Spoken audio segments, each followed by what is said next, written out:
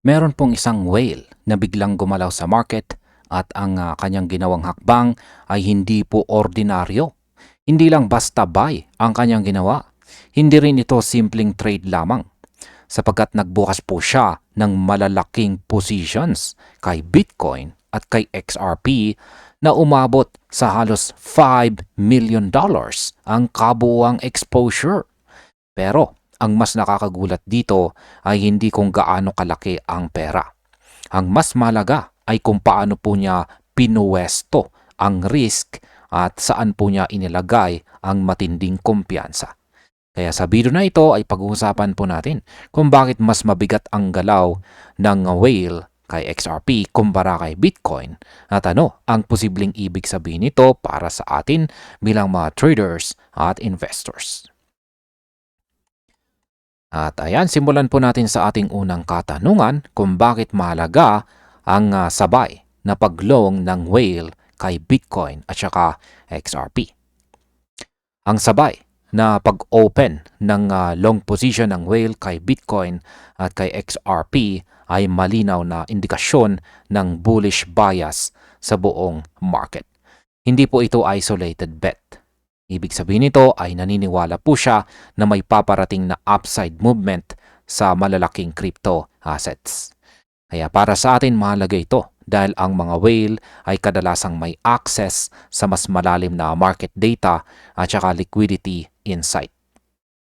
Kapag gumalaw po sila, madalas ay may sinusundan silang structure o timing.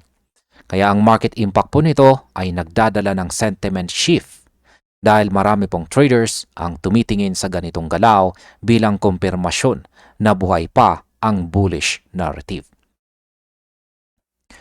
Ngayon, ano naman ang ipinapakita ng laki ng puhunan sa Bitcoin long position? Yan, si Bitcoin ay binigyan ng mas malaking kapital na umaabot po sa $3,040,428.01 sa isang 2 times long position na may hawak na 33.7376 BTC. Sa unang tingin ito ang headline grabber. Malaki ang pera pero konserbatibo ang leverage. Ibig sabihin nito ay tinitingnan si Bitcoin bilang anchor asset o stability play. Para sa atin nagpapakita po ito na kahit bullish ang whale, hindi po niya inaasahan ang sobrang bilis na galaw kay Bitcoin. Kaya ang market impact po nito ay naglalagay kay BTC bilang sentiment stabilizer kaysa sa high risk momentum play. Ngayon, bakit po ba mas agresibo ang long position ng whale dito kay XRP? Ayan, XRP naman po tayo. Dito po nagiging mas interesting ang kwento ngayon. Sapagkat sa XRP ay binigyan ng 20 times leverage kahit mas maliit ang puhunan na nasa $1,990,068.80 para sa 954,790 na bilang ng XRP. Sa mundo ng trading, ang leverage ang tunay na sukatan ng conviction. Mas mataas ang leverage, mas mataas ang paniniwala sa direksyon ng presyo. Para sa atin, malinaw na hindi po basta eksperimento ang turing ng whale dito kay XRP. Pinili po niya itong gawing high beta play. Kaya ang market impact po nito ay nagpapahiwatig na may inaasahang mas malakas at mas mabilis na galaw kay XRP kumpara kay Bitcoin. Ngayon, ano naman ang sinasabi ng chart dito tungkol sa risk management ng whale? Makikita po natin dito sa chart ang 24-hour P&L view kung saan umabot sa halos $59,000 ang combined unrealized loss. Pero mahalagang pansinin na walang panic exit. Dahan-dahan lang ang pagbaba ng account value na may maliliit na bounce. Para sa atin, ito po ay sinyalis ng controlled drawdown. Hindi po siya pumasok pagkatapos ng stability, kundi habang may volatility. Ang market impact po nito ay nagpapakita na ang galaw na ito ay planado at hindi po emosyonal. Ang ganitong behavior ay kadalasang nakikita sa mga trader na may malinaw na target at saka thesis. Ngayon, bakit naman po mahalaga ang entry at saka liquidation price ni XRP? Ang entry price ni XRP ay nasa paligid po ng $2.0947. Ayan. $2.0947. Habang ang snapshot price ay nasa 2.0893 lamang. Halos dikit pa rin sa entry. Ang liquidation price ay nasa $1.7188 na nagbibigay ng maluwag na espasyo.